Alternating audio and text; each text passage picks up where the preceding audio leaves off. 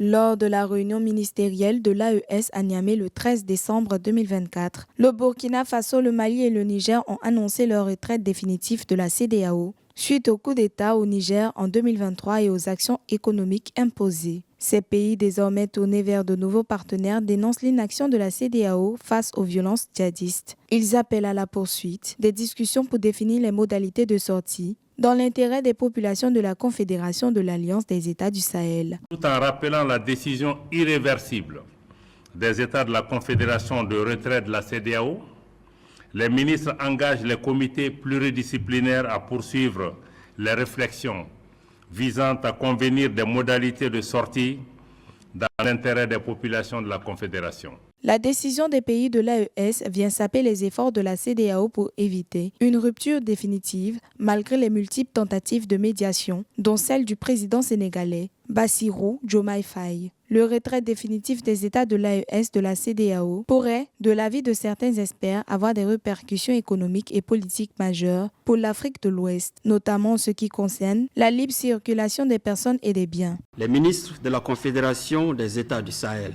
AES, réaffirme l'engagement des plus hautes autorités de la Confédération à mettre tout en œuvre pour préserver les intérêts des populations de la Confédération.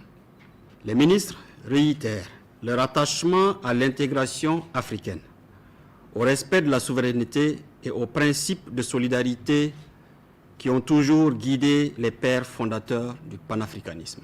Selon les règles de la CEDEAO, le retrait des 3 pays sera effectif en janvier 2025, un an après l'annonce. Cette décision intervient à 2 jours du sommet de la CEDEAO prévu le 15 décembre 2024 à Abuja, où l'organisation espérait débattre de cette question.